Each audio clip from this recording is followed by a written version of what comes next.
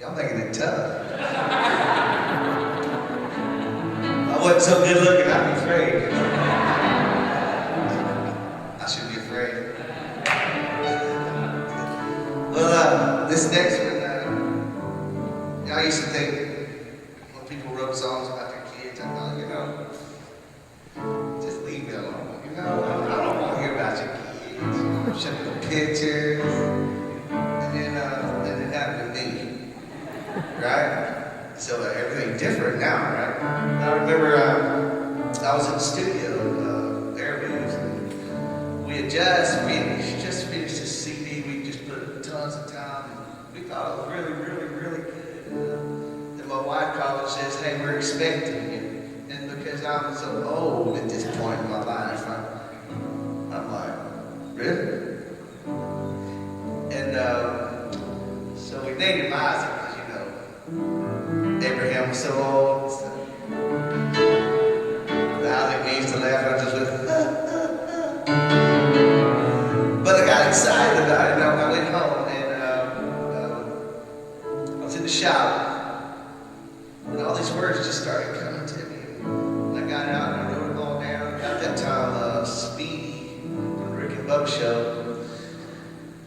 They're all big on predicting what kind of baby you're going to have. Boy or girl, human, alien.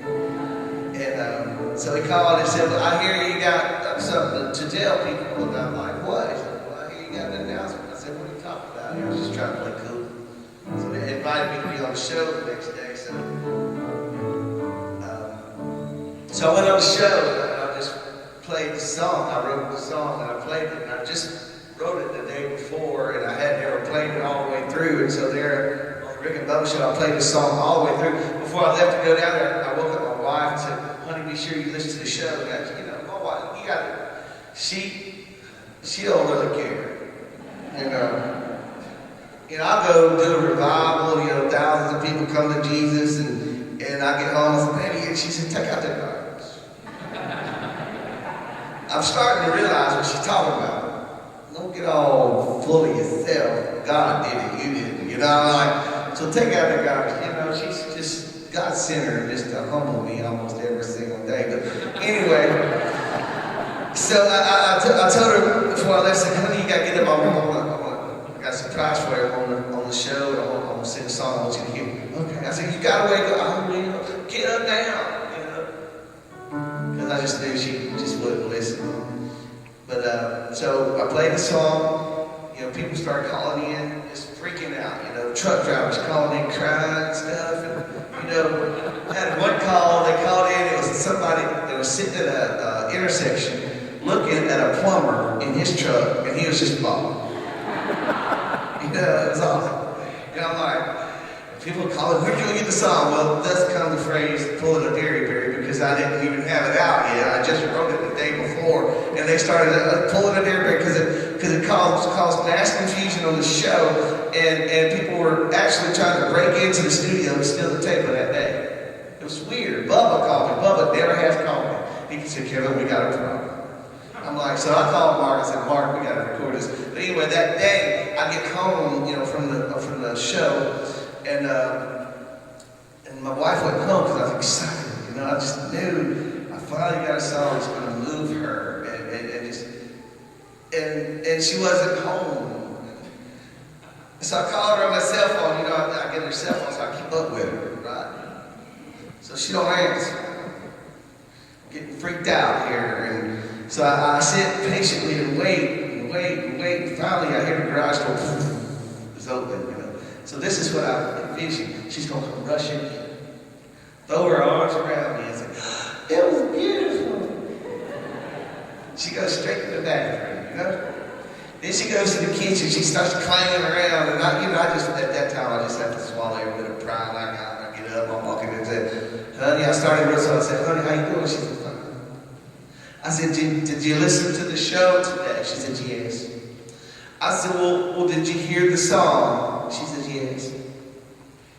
I said, "Well, what'd you think?" She said, "The girls thought it was really nice." I said, what about you?" She said, "It was nice." I said, "Well, so did you cry?" cry. Why do you want your wife to cry? She says, no. And I just thought,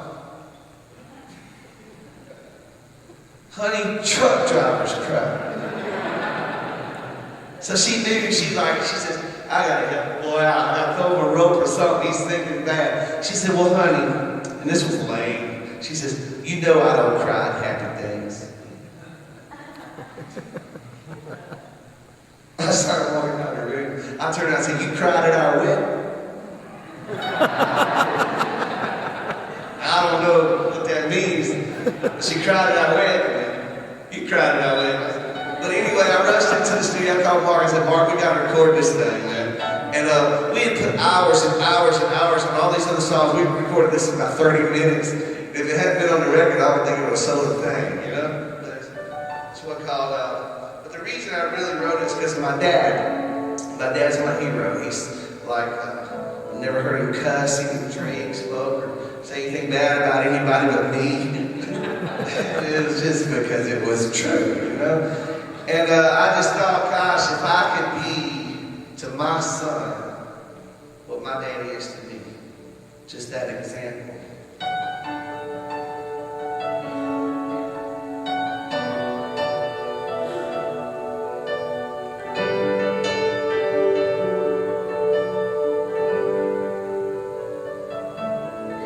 Well, tiny fingers, tiny toes. What's in store, God only knows. My prayer is that you'll be healthy and love the King.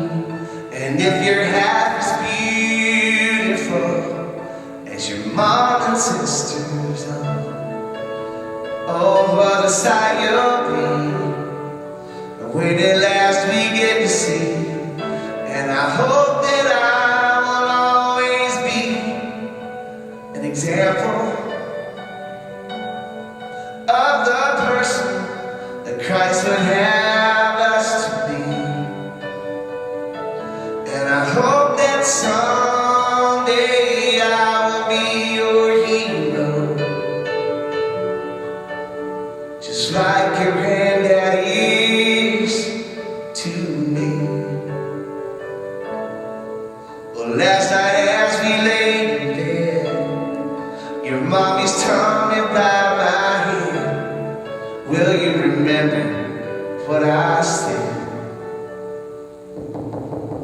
Hey there, it's your daddy.